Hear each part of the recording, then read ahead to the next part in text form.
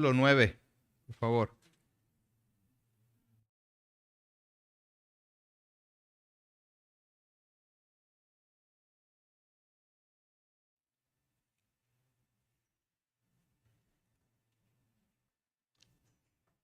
Primero de Samuel, capítulo 9. Empezamos en el versículo 20. Hoy es domingo 15 de enero del 2023. Y si Dios lo permite, estaremos abarcando desde el capítulo 9, versículo 20, hasta el 10, capítulo 10, versículo 16. Y he titulado este mensaje Una gran sorpresa. Una gran sorpresa. Leemos ahí en la palabra de Dios, primero de Samuel 9:20. Dice así: y de las asnas que se te perdieron hace ya 3 días, pierde cuidado de ellas, porque se han hallado. Mas ¿para quién es todo lo que hay de codiciable en Israel, sino para ti y para toda la casa de tu padre? Saúl respondió y dijo: ¿no soy yo hijo de Benjamín, de la más pequeña de las tribus de Israel, y mi familia no es la más pequeña de todas las familias de la tribu de Benjamín? ¿Por qué pues me has dicho cosa semejante?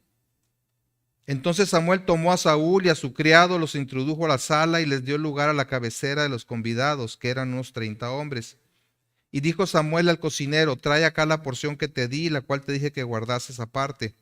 Entonces alzó el cocinero una espaldilla con lo que estaba sobre ella y la puso delante de Saúl. Y Samuel dijo: he aquí lo que estaba reservado, ponlo delante de ti y come, porque para esta ocasión se te guardó cuando dije: yo he convidado al pueblo. Y Saúl comió aquel día con Samuel. Y cuando hubieron descendido del lugar alto a la ciudad, él habló con Saúl en el terrado. Al otro día madrugaron, y al despuntar el alba, Samuel llamó a Saúl que estaba en el terrado y dijo: levántate para que te despida. Luego se levantó Saúl y salieron ambos, él y Samuel. Y descendiendo ellos al extremo de la ciudad, dijo Samuel a Saúl: di al criado que se adelante. Y se adelantó el criado, mas espera tú un poco para que te declare la palabra de Dios. Tomando entonces Samuel una redoma de aceite, la derramó sobre su cabeza y lo besó, y le dijo: ¿no te ha ungido Jehová por príncipe sobre su pueblo Israel? Hoy, después que te hayas apartado de mí, hallarás 2 hombres junto al sepulcro de Raquel en el territorio de Benjamín, en Celsa, los cuales te dirán: las asnas que habías ido a buscar se han hallado. Tu padre ha dejado ya de inquietarse por las asnas y está afligido por vosotros, diciendo: ¿qué haré acerca de mi hijo? Y luego que de ahí sigas más adelante y llegues a la encina de Tabor, te saldrán al encuentro 3 hombres que suben a Dios en Betel, llevando uno 3 cabritos, otro 3 tortas de pan y el tercero una vasija de vino, los cuales, luego que te hayan saludado, te darán 2 panes, los que tomarás de mano de ellos. Después de esto llegarás al collado de Dios, donde está la guarnición de los filisteos. Y cuando entres allá en la ciudad, encontrarás una compañía de profetas que descienden del lugar alto, y delante de ellos salterio, pandero, flauta y arpa, y ellos profetizando. Entonces el Espíritu de Jehová vendrá sobre ti con poder, y profetizarás con ellos, y serás mudado en otro hombre. Y cuando te hayan sucedido estas señales, haz lo que te viniere a la mano, porque Dios está contigo. Luego bajarás delante de mí a Gilgal. Entonces descenderé yo a ti para ofrecer holocaustos y sacrificar ofrendas de paz. Espera 7 días hasta que yo venga a ti y te enseñe lo que has de hacer. Aconteció luego que al volver él la espalda para apartarse de Samuel, le mudó Dios su corazón, y todas estas señales acontecieron en aquel día.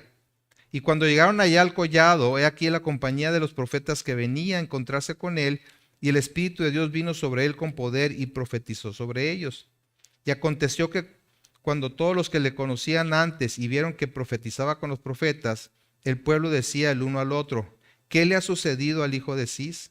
¿Saúl también entre los profetas? Y alguno de allí respondió diciendo: ¿y quién es el padre de ellos?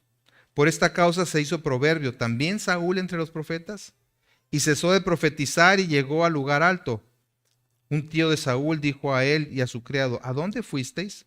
Y él respondió: a buscar las asnas. Y como vimos que no aparecían, fuimos a Samuel Entonces dijo el tío de Saúl: yo te ruego, me declares qué os dijo Samuel. Y Saúl respondió a su tío: nos declaró expresamente que las asnas habían sido halladas, mas del asunto del reino de que Samuel le había hablado no le descubrió nada. Oremos. Gracias, Padre, nuevamente por poder con esta libertad abrir tu libro sagrado y ser expuestos a tu palabra. Ayúdanos, Señor, a recibirla de todo corazón, a abrazarla y a vivirla. Para tu gloria y honra te lo pedimos. Amén. Amén. ¿Cómo reaccionarías si de repente te llega una llamada de un altísimo funcionario del gobierno para decirte que vas a ser el próximo presidente o presidenta de la República? ¿Eres el elegido o la elegida? Y no hay competencia. No hay precampañas. Qué bonito sería, ¿no? No hay campañas ni elecciones. Y la realidad es que jamás has estado involucrado o involucrada en política, ni has desempeñado algún cargo público, ni alguna posición importante en la iniciativa privada, en alguna empresa. Es más, no tienes ni siquiera estudios superiores. ¿Cómo te sentirías con esa llamada? Yo colgaría inmediatamente, ¿no? Usted me está vacilando. O sea, no puede ser. No puede ser. Pensarías que es una broma. Alguien te está tomando el pelo. Pero resulta que la persona que te llamó también te da una serie de señales que se cumplirán en tu futuro inmediato. Y que de hecho ves que en poco tiempo se van cumpliendo todas y cada una de esas señales al pie de la letra. Entonces empieza a cambiar, ¿verdad?, tu perspectiva de eso que te dijo el que te llamó. A lo mejor no estaba tan loco. Capaz de que sí, he sido llamado a ser presidente, pero ¿por qué yo? ¿En base a qué? Pues esto es más o menos a lo que se enfrentó Saúl. Que aparte de ser joven, alto y apuesto, no sabía nada de política, ni de administración pública o de negocios, ni mucho menos había vivido en un ambiente de la realeza. El profeta Samuel, entonces juez de Israel, el líder principal de todo Israel, le dice: deja ya de buscar a las burritas que se te perdieron.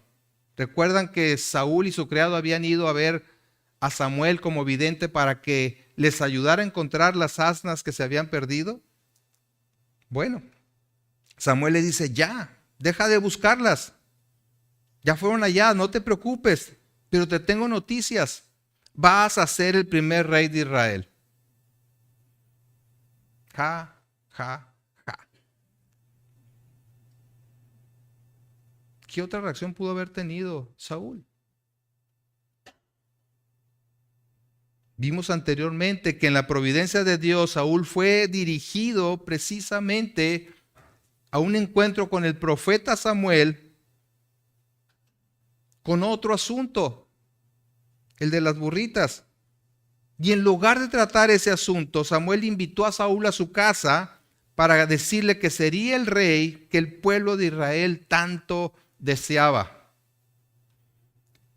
Y ese encuentro desencadena una serie de eventos conducentes a la instauración de Saúl como rey de Israel, que fue más bien un proceso que un evento, ya que se realizó en 3 etapas distintas.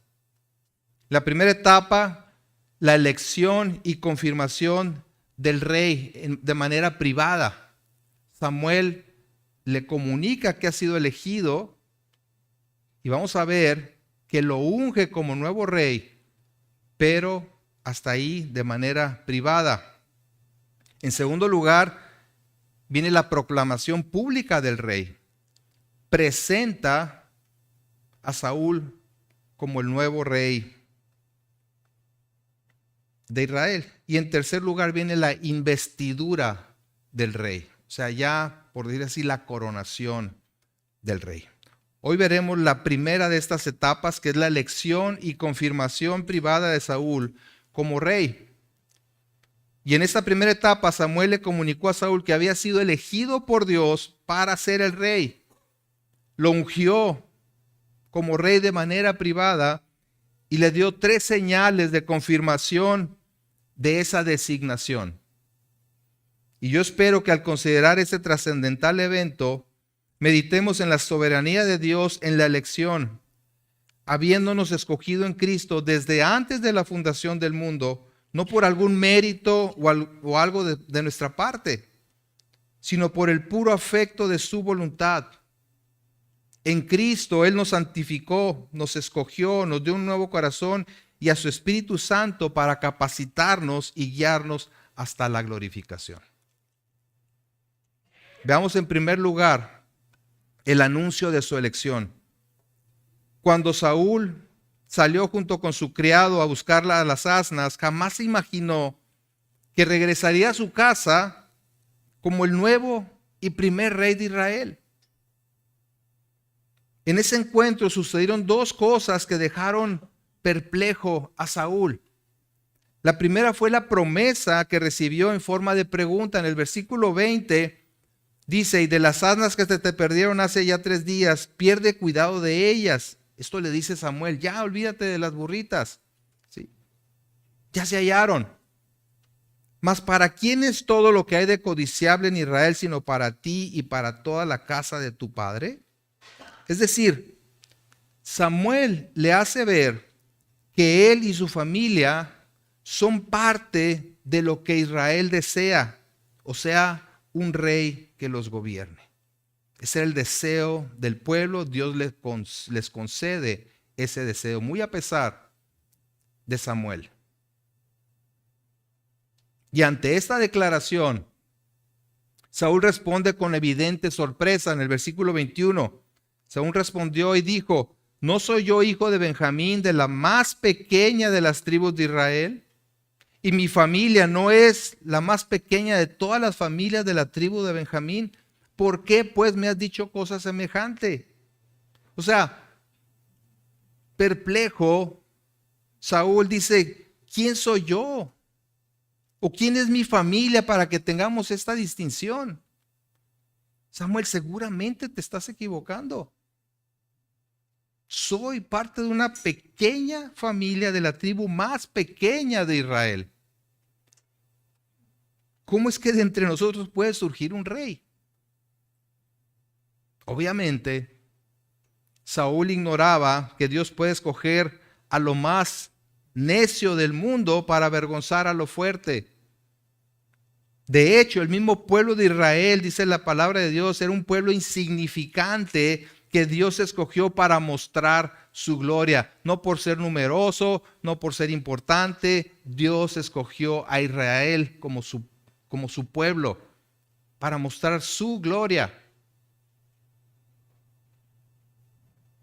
Fue de una familia sin distinción, de un pequeño pueblo donde nació el Salvador. En la profecía que viene en Miqueas capítulo 5 versículo 2 dice: pero tú, Belén Efrata, pequeña para estar entre las familias de Judá, de ti me saldrá el que será Señor en Israel. ¿Puede Dios levantar a alguien de la nada?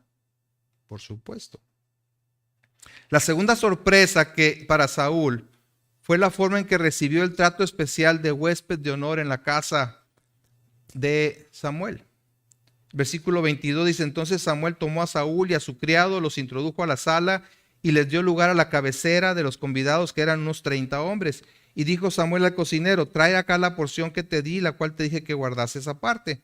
Entonces alzó el cocinero una espaldilla con lo que estaba sobre ella y la puso delante de Saúl. Y Samuel dijo: he aquí lo que estaba reservado, ponlo delante de ti y come, porque para esa ocasión se te guardó, cuando dije: yo he convidado al pueblo. Y Saúl comió aquel día con Samuel. Aquí vemos que le otorgó dos privilegios. Uno es que lo sentó en el lugar de mayor honor a la mesa. Una gran distinción para este joven buscador de burritas. ¿Sí? Y número dos, le reservó la mejor porción de la carne. ¿Sí? Saúl no podía entender cómo era posible que un insignificante desconocido, cuya tarea era encontrar a esas asnas, pudiera recibir tal trato. Debió haber estado sumamente desconcertado. Igual que tú estarías con esa llamada telefónica, ¿verdad? Está loco Samuel, se le botó la canica.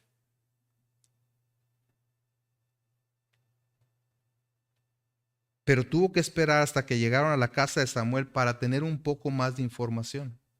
Versículos 25 en adelante dice: y cuando hubieron descendido del lugar alto a la ciudad, él habló con Saúl en el terrado.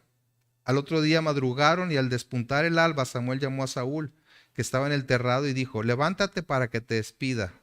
Luego se levantó Saúl y salieron ambos, él y Samuel. Y descendiendo ellos al extremo de la ciudad, dijo Samuel a Saúl: di al criado que se adelante. Y se adelantó el criado, mas espera tú un poco para que te declare la palabra de Dios. El relato no menciona qué es lo que Samuel le dijo a Saúl, pero es de suponer que le habló detalladamente de lo que el Señor esperaba de él.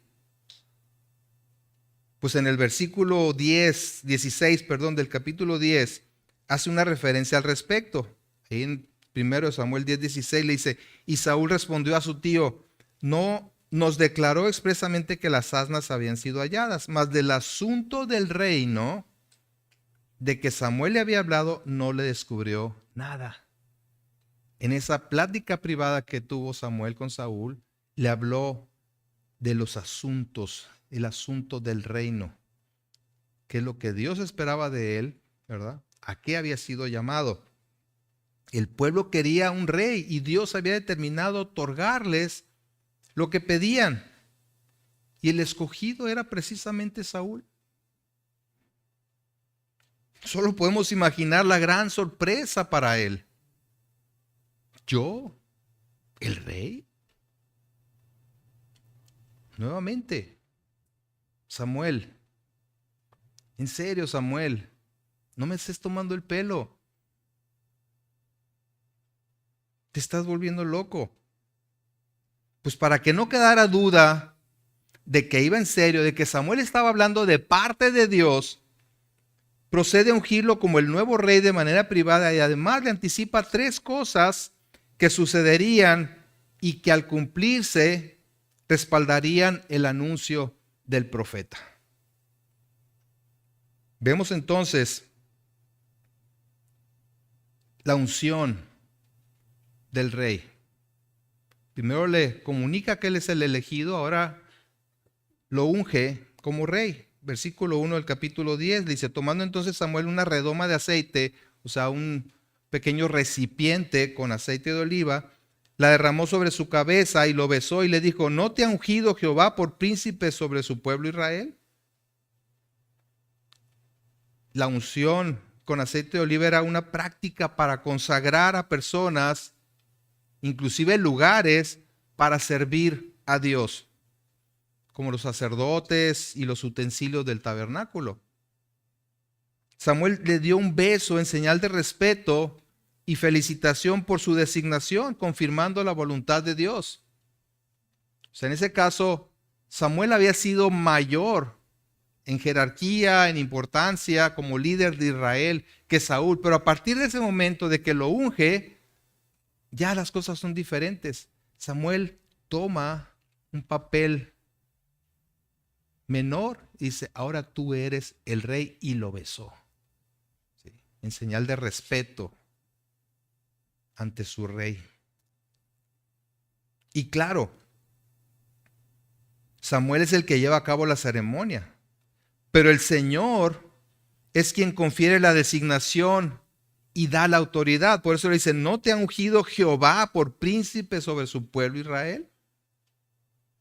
Es Dios quien te está consagrando para esta tarea. Y la nueva función de Saúl sería la de príncipe o jefe en la lucha contra los enemigos de Israel. Siempre, siempre bajo la autoridad de Dios, el único y verdadero rey, y de quien debía depender y a quien debía obedecer. Se trataba de administrar el reino de Dios y no el reino de Saúl. Pero insisto, ¿cómo tendría Saúl la certeza de que lo que el profeta decía era realmente de parte de Dios? 3 señales. ¿Sí? Samuel le da 3 señales. Versículo 2. Vemos la primera señal. Hoy, después que te hayas apartado de mí, hallarás 2 hombres junto al sepulcro de Raquel, en el territorio de Benjamín, en Celsa, los cuales te dirán, las asnas que habías ido a buscar se han hallado. Tu padre ha dejado ya de inquietarse por las asnas y está afligido por vosotros, diciendo, ¿qué haré acerca de mi hijo? O sea, son detalles muy específicos, ¿se dan cuenta?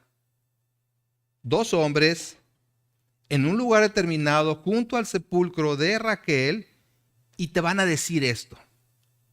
¿Okay? ¿Era divino Samuel? No. Estaba hablando de parte de Dios como profeta. Segunda señal, versículo 3. Y luego que de ahí sigas más adelante y llegues a la encina de Tabor, te saldrán al encuentro 3 hombres. Allá no son 2, ahora son 3. Que suben a Dios en Betel, llevando uno 3 cabritos, otro 3 tortas de pan y el tercero una vasija de vino. Los cuales luego que te hayan saludado te darán 2 panes, los que tomarán de mano de ellos. O sea, nuevamente no vemos la cantidad de detalles tan específicos para que no quedara ninguna duda cuando se cumpliera eso de que la palabra que le estaba dando Samuel era verdadera y de parte de Dios. Tercer señal, versículo 3. Y luego que de ahí sigas más adelante y llegues a la encina de Tabor. Ah, no, ese es el 2, ¿verdad?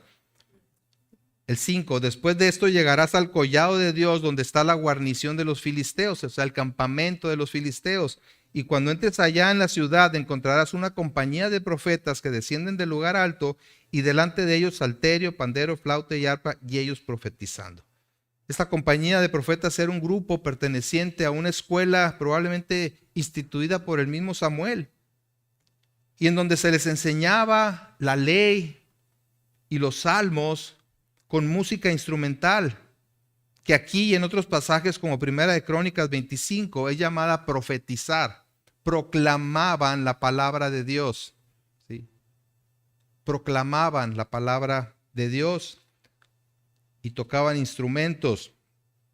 El caso es que este grupo de profetas iban cantando la palabra de Dios, y al unirse a ellos, Saúl sería transformado en un hombre distinto. Bueno, estas señales eran para confirmar su llamado. Pero aún así, ¿qué acerca de la capacitación para ejercer como rey? O sea, iba a ser lanzado Saúl así nada más al vacío. Órale, ahí está el puesto. Al cabo que no tiene ciencia gobernar, ¿verdad?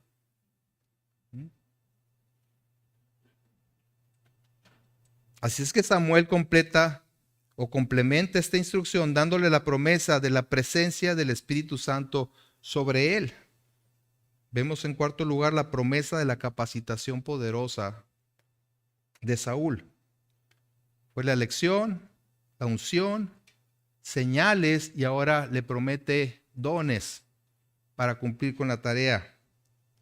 ¿Cómo es que este hombre tan tímido, sin experiencia alguna, sería el nuevo rey y que el pueblo lo reconocería y respetaría como su líder? Por la promesa de la presencia transformadora del Espíritu de Dios sobre él. Vean el versículo 6 y el 7. Entonces el Espíritu de Jehová vendrá sobre ti con poder y profetizarás con ellos y serás mudado en otro hombre. Y cuando te hayan sucedido estas señales, haz lo que te viniera a la mano porque Dios está contigo. Es decir, al cumplirse las señales, el Espíritu de Dios vendría sobre Saúl con poder, dándole un don como evidencia de la presencia capacitadora de Dios para su nuevo puesto. Además, se sorprendería de sí mismo al ser transformado él en otro hombre, haciendo cosas que antes ni siquiera se imaginaba que podía hacer. Entonces, ¿de dónde iba a venir la capacitación para poder desempeñar esa tarea? De Dios. De Dios. No le debía quedar duda después de que se cumplieran todas estas señales de la presencia de Dios con él para llevar a cabo esa tarea o esa nueva función como rey. Pero por su parte, Saúl debía cumplir todo lo que el Señor le mandase hacer. A quien Dios llama para algún servicio, le capacita para desempeñar ese servicio. ¿Sí? Pero además le pide cuentas de su obediencia. No es como que libertad para hacer lo que te dé la gana. ¿Sí? En el versículo 8, Samuel le da instrucciones precisas en cuanto a lo que debía hacer. Vean el versículo 8.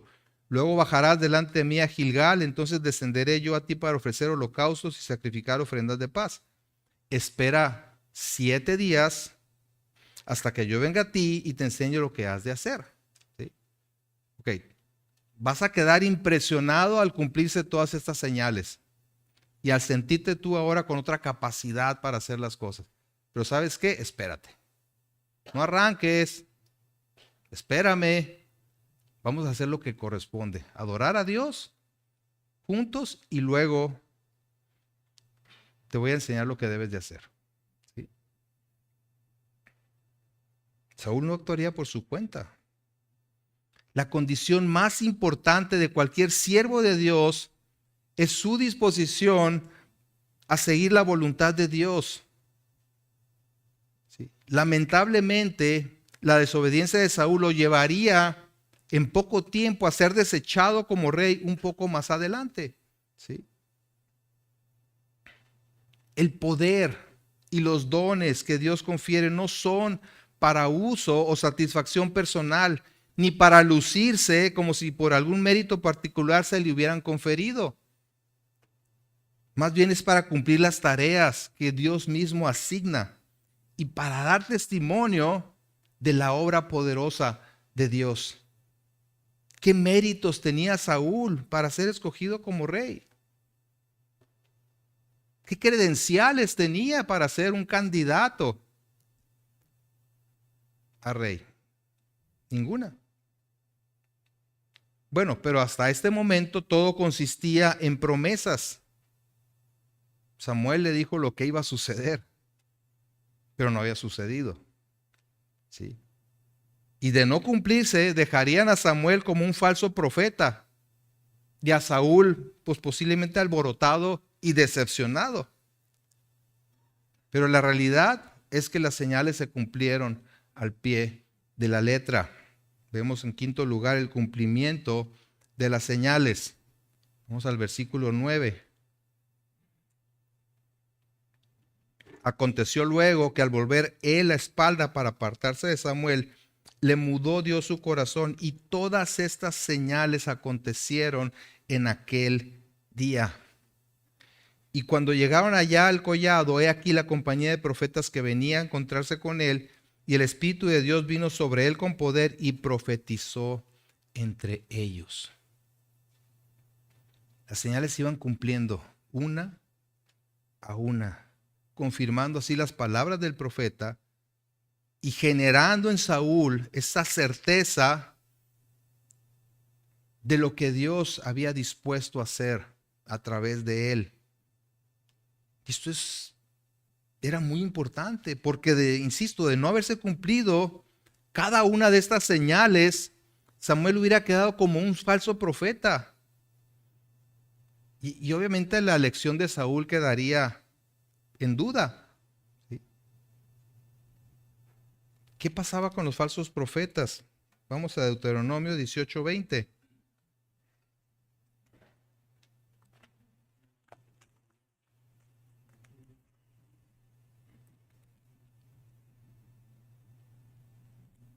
Deuteronomio 18:20.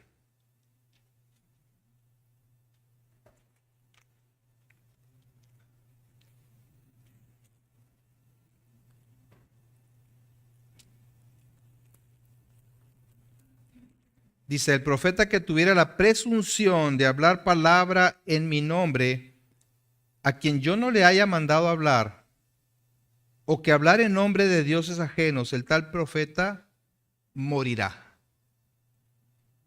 Y si dijeres en tu corazón, ¿cómo conoceremos la palabra que Jehová nos ha hablado? Si el profeta hablare en nombre de Jehová y no se cumpliere lo que dijo, ni aconteciere, es palabra que Jehová no ha hablado. Con presunción le habló el tal profeta, no tengas temor de él. O sea, no tienes por qué obedecer a alguien que diciéndose profeta, lo que dice no se cumple. Porque si Dios dijo, él hará. ¿Sí? Gracias a Dios que ya no son necesarios los profetas en nuestro tiempo. ¿Sí? Puesto que ahora Dios nos ha hablado por el Hijo, como dice en Hebreos capítulo 1. Dios, habiendo hablado muchas veces y de muchas maneras en otro tiempo a los padres por los profetas, en estos postreros días nos ha hablado por el Hijo. Y también tenemos la palabra profética más segura, dice 2 Pedro 1:19, que es la palabra de Dios. Y si ya tenemos toda la revelación de Dios, ya no tenemos que andar buscando a ver qué dice alguien, quién tiene alguna nueva revelación. Porque aquí en la Biblia está ya plasmada la palabra de Dios. Su voluntad ahí está. Bueno, una vez que se separaron, Dios le mudó el corazón a Saúl y cuando se encontró con el grupo de profetas, el Espíritu de Dios vino sobre él de tal manera que empezó a profetizar al igual que los demás. Para Samuel debió haber sido una evidencia de que lo que Saúl le había comunicado era cierto. Un cambio tuvo lugar en él porque Dios estaba capacitándolo para la nueva responsabilidad. Y la idea, insisto, es que no actuara en sus propias fuerzas y sabiduría limitada, sino en el poder del Espíritu Santo que lo acompañaba. Ahora, esto no implica regeneración en la vida de Saúl, ya que en el Antiguo Testamento Dios daba gracia especial a algunos que los capacitaba para las tareas que les asignaba. Es importante marcar esta diferencia entre esta capacitación del Espíritu Santo en algunos personajes del Antiguo Testamento y lo que sucede a los que reciben al Espíritu Santo de manera permanente por medio de la fe en Jesucristo. En el Antiguo Testamento, Dios daba su Espíritu a algunos para llevar a cabo determinadas tareas, determinadas funciones, o como su evidencia de su presencia en esa persona, pero no era para morar en ellos de manera permanente. Y ejemplos hay muchos. En Jueces encontramos, por ejemplo, el caso de Gedeón. Gedeón en el capítulo 6 de Jueces, versículo 34, dice, entonces el Espíritu de Jehová vino sobre Gedeón y cuando éste tocó el cuerno, los abiezeritas se reunieron con él. A él y a otros jueces Dios los capacitó de manera especial para cumplir la tarea que les estaba asignando de liberar a su pueblo de la opresión de los enemigos. el caso de Sansón, ¿sí? Jueces 14:6 dice, y el Espíritu de Jehová vino sobre Sansón, quien despedazó al león como quien despedaza un cabrito sin tener nada en su mano. ¿Sí? Y en el versículo 19 del capítulo 14 dice del mismo Sansón, y el Espíritu de Jehová vino sobre él y descendió a Ascalón y mató a 30 hombres de ellos. Y tomando sus despojos dio las mudas de vestidos a los que habían explicado el enigma. Y encendido en enojo se volvió a la casa de su padre. Ahora, Sansón nunca dio evidencia de haber sido regenerado. Fue un hombre caprichoso, desobediente, orgulloso, perverso. Sin embargo, Dios lo capacitó particularmente con gran fuerza para cumplir sus propósitos. Eso está en la soberanía de Dios hacerlo.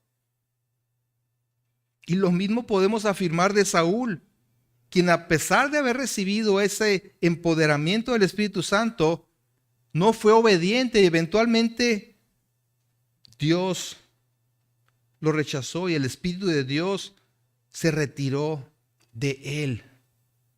En el capítulo 16 de 1 de Samuel, versículo 14, dice, el Espíritu de Jehová se apartó de Saúl y lo atormentaba un espíritu malo de parte de Jehová. ¿Sí? Venía, le daba capacidad para llevar a cabo la tarea, pero en ese caso le retiraba ese poder. Así que cuando leemos que Dios le mudó su corazón, no implica, como en el caso del cristiano, que le dio un nuevo corazón. Quitó el de piedra y puso uno de carne, sino que lo cambió de ser un muchacho tímido a un hombre capacitado para llevar a cabo las tareas de un rey. Darle valor. Pero no tan solo Saúl estaba extrañado por lo que estaba ocurriendo, sino también aquellos que lo conocían se preguntaban, ¿qué le está pasando a Saúl?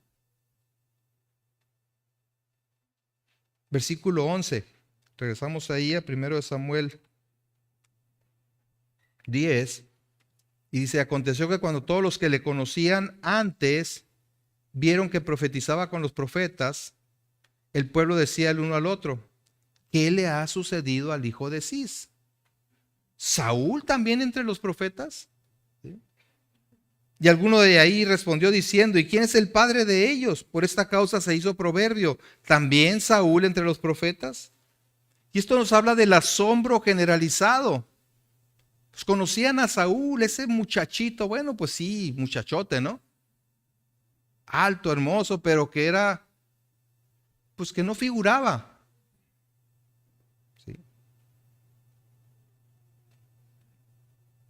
¿No había ido él a una escuela teológica como para profetizar y hacer lo que estaba haciendo esta compañía de profetas? Y de ahí que se acuñara el proverbio para todos esos casos que no tenían mucho sentido. ¿También Saúl entre los profetas? ¿Sí? Es como decir que un día me pare yo aquí con la guitarra y empiece a dirigir la alabanza y los cantos. Y van a decir, Jorge, en el grupo de alabanza, si lo hemos oído cantar, híjole. Y que además no sabe tocar un instrumento. O sea, pero de repente, ¡pum!, empiezo a fluir en eso, ¿no? Claro que es de extrañar. Se acuñó ese proverbio. ¿También Saúl entre los profetas? ¿Sí? El asombro era generalizado. Conocían a Saúl. Y a él no se relacionaba con profetas o con alguna escuela en particular. Y alguien entre los espectadores lanzó la pregunta, ¿y quién es el padre de ellos? O sea, de los profetas. En el sentido de su maestro o escuela a la que pertenecían y con la cual Saúl no tenía nada que ver. ¿Sí? Entonces todo esto no solamente preparaba a Saúl para ser el próximo rey, sino que también preparaba al pueblo para reconocerlo como su rey. ¿Sí? Dotado especialmente por Dios para representarlo. Pero hasta este momento, los demás nada más sospechaban ciertas cosas. Pero solamente Samuel y Saúl sabían que era el nuevo rey escogido por Dios. Y así permanecería el secreto hasta la designación pública. Sin embargo, cosas extrañas estaban pasando alrededor de Saúl. Versículo 13 dice, y cesó de profetizar y llegó al lugar alto. Y un tío de Saúl dijo a Ali, a su criado, ¿a dónde fuisteis? Y él respondió, a buscar las asnas. Y como vimos que no parecían, fuimos a Samuel. Dijo el tío de Saúl, yo te ruego me declares qué os dijo Samuel. No me vengas con el cuentito de que nada más hablaron de las burritas, ¿verdad? Y Saúl respondió a su tío, nos declaró expresamente que las asnas habían sido halladas, ¿verdad? Sí. Mas del asunto del reino de que Samuel le había hablado no le descubrió nada. Saúl se quedó callado. Prudentemente no reveló lo que de manera íntima Samuel le había transmitido a él. Y nuevamente, observen que aquí menciona el tema central de la conversación privada entre Samuel y Saúl, previamente allá en el terrado, y cuando salió acompañándolo, el asunto del reino. No sabemos por qué Saúl no quiso decir nada. ¿Sí? Pero hizo bien en esperar que Samuel fuera el que lo anunciara. ¿Sí? Porque Samuel era el líder. ¿Sí? Y así sería como que más oficial.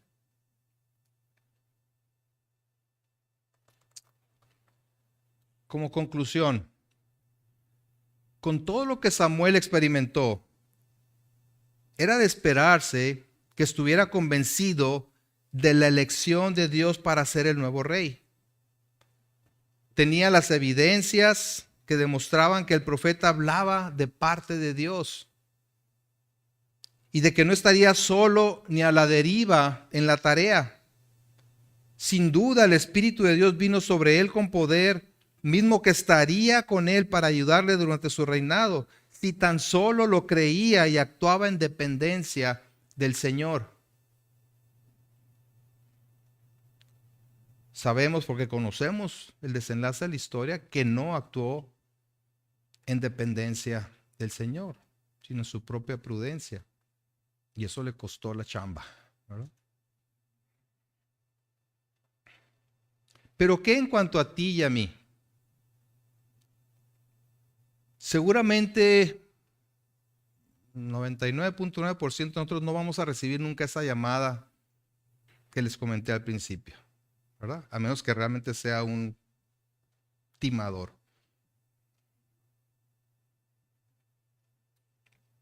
Pero así como Saúl fue elegido soberanamente por Dios para cumplir una comisión sin que tuviera mérito alguno ni capacidad para hacerlo, si tú eres cristiano, has sido elegido por Dios para salvación y para llevar a cabo una misión, solo porque a Él le ha placido hacerlo.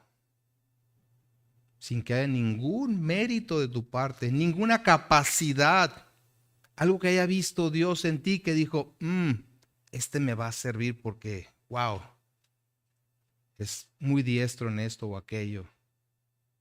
Lo hizo por el puro afecto de su voluntad. Así dice en Efesios, ¿verdad? Te ha escogido, limpiado, te ha adoptado como su hijo por medio de Jesucristo, insisto, por el puro afecto de su voluntad. Por su gracia, pues. Y a diferencia de la obra temporal y específica del Espíritu Santo en Saúl, como en otros personajes del Antiguo Testamento, los cristianos reciben el Espíritu Santo de manera real y permanente cuando creen en el Señor Jesucristo como su Salvador y Señor. Es el sello de garantía de que es cristiano. Jesús lo prometió. Si me acompañan al Evangelio de Juan, capítulo 14, Juan 14.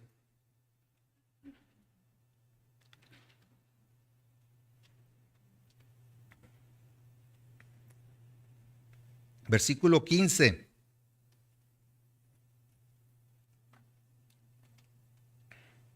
Jesús le dice a sus discípulos, Juan 14, 15, si me amáis, guardad mis mandamientos, y yo rogaré al Padre y os dará otro consolador. Consolador es Paracleto, el Espíritu Santo. Y ahí lo dice el 17, el Espíritu de verdad, al cual el mundo no puede recibir porque no le ve ni le conoce. Y me voy a regresar un poquito al 16 porque no lo leí completo. Y yo rogaré al Padre y os dará otro consolador para que esté con vosotros para, ¿cuándo? Siempre. Y eso es importantísimo, ¿verdad? Para siempre. El Espíritu de verdad, al cual el mundo no puede recibir porque no le ve ni le conoce, pero vosotros le conocéis porque mora con vosotros y estará en vosotros. ¿Cuándo? En Pentecostés y a partir de ahí, ¿verdad? No los dejaré huérfanos, dice el 18, vendré a vosotros. Preciosa promesa de la presencia del Espíritu Santo, no por un ratito, no para hacer algo, sino para siempre en el creyente, que asegura su perseverancia hasta el día de la redención final, como dice en Romanos 8:30. Y a los que predestinó, a estos también llamó, y a los que llamó, a estos también justificó, y a los que justificó, a estos también glorificó. Es un paquete de principio a fin, ¿sí? Escogidos desde antes de la fundación del mundo y preservados hasta la gloria. Esa es la obra de salvación, mis hermanos, ¿sí? Y en eso nos podemos gozar. Te ha cambiado tu corazón de piedra por un corazón de carne. Y ha puesto un espíritu nuevo dentro de ti. ¿Para qué? ¿Sí? Vamos a Ezequiel 11. Ezequiel 11, 19.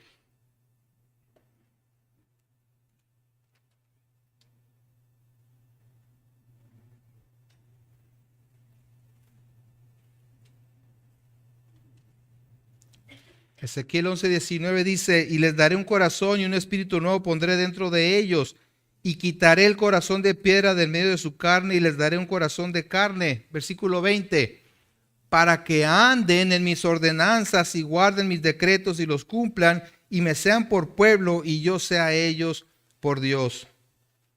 Pocas palabras, para caminar en obediencia, guardando su palabra y sobre todo manteniendo la comunión con Él como tu Señor y Salvador. Por la fe en Cristo y solo por la fe en Cristo, y eso por gracia, te ha dado al Consolador, al Paracleto, al Espíritu Santo, asegurando su presencia en ti y capacitándote para vivir la vida cristiana. Ay, pues es que no puedo vivir la vida cristiana, es muy difícil. Es imposible. Es imposible, pero no estamos solos. Nos ha dado el Espíritu Santo. Así como se lo dio a Saúl para poder llevar a cabo una tarea pues temporal y terrenal, al cristiano se le ha dado de manera permanente para vivir la vida cristiana, para mantener sus ojos en el Salvador. Y también para proclamar el Evangelio y enseñar toda la palabra de Dios. Es algo permanente. No es algo temporal. Dando testimonio del poder transformador de Dios por el Evangelio, de la gracia en Jesucristo. Ahora, Dios no nos retira su espíritu porque incumplimos alguno de sus mandamientos. Gloria a Dios por ello. Podemos ser disciplinados, podemos ser castigados, pero el cristiano genuino disfruta de la presencia del Espíritu Santo capacitándolo para la vida cristiana. Y eso implica guiarlo al arrepentimiento, a la confesión de sus pecados y a la renovación de su comunión personal con el Señor. Qué bendición la que tenemos, ¿verdad? Por lo cual debemos estar eternamente agradecidos y caminar en obediencia, apegados a su palabra, sabiendo que el Espíritu Santo nos da ese poder para lograrlo. La pregunta es, ¿estás caminando en esa certeza? ¿Y de qué manera se ve reflejado en tu vida diaria? Y si no has puesto tu fe en Jesucristo como tu único y suficiente Salvador, obviamente que no tienes al Espíritu Santo que te ayuda a vivir la vida cristiana. Si estás tratando de vivirlo en tus fuerzas, pues ahí te ves, ¿sí? No vas a poder. Pero lo peor del caso es que llegará el tiempo en que crees que vas a ir a la presencia de Dios y Él te dirá, apártate de mí, hacedor de maldad. Nunca te conocí. Así que si no has puesto tu fe en Jesucristo como tu único y suficiente Salvador, debes considerar que aún estás muerto en tus pecados. Aún estás en condenación. Por lo tanto, arrepiéntete y cree en Él para el perdón de tus pecados. Termino con una proclamación de la grandeza de Dios en esta salvación que nos ha dado en 1 de Pedro capítulo 1, versículo 3.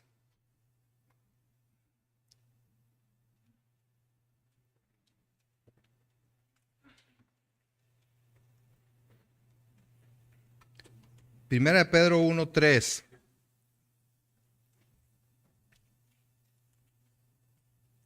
El apóstol Pedro irrumpe en exclamación de alabanza a Dios, declarando lo siguiente: bendito el Dios y Padre de nuestro Señor Jesucristo, que según su grande misericordia nos hizo renacer para una esperanza viva, por la resurrección de Jesucristo de los muertos, para una herencia incorruptible, incontaminada e inmarcesible, es decir, que no se corrompe, que no se contamina, que no se mancha, reservada, ¿dónde? En los cielos para vosotros. Y fíjense en esta parte tan preciosa, que sois guardados por el poder de Dios mediante la fe. ¿Quién es el que nos guarda? Aún en cuanto a perseverar en la fe, su poder, para alcanzar la salvación que está preparada para ser manifestada en el tiempo postrero. No tenemos que andar especulando si vamos a alcanzar o no vamos a alcanzar esa salvación, esa glorificación, porque está garantizada. Sí y solo sí estamos en Cristo. Padre, gracias, Señor. Gracias. Gracias realmente porque según tu grande misericordia nos has dado una nueva vida. Y con esa nueva vida, tu Espíritu, Señor, para poder permanecer en ella. Perdona cuando hemos menospreciado ese regalo tan precioso que nos has dado y hemos actuado por nuestra cuenta. Líbranos de tal arrogancia y guíanos, Señor, en el camino de tu verdad. Te bendecimos, Señor, por esta herencia preciosa que nos has dado en Cristo. Una herencia que jamás se corromperá, jamás será contaminada ni manchada, porque Cristo, nuestro Salvador, lo ha garantizado con su muerte y su resurrección. A ti sea la gloria y la honra hoy por siempre. Amén. Amén.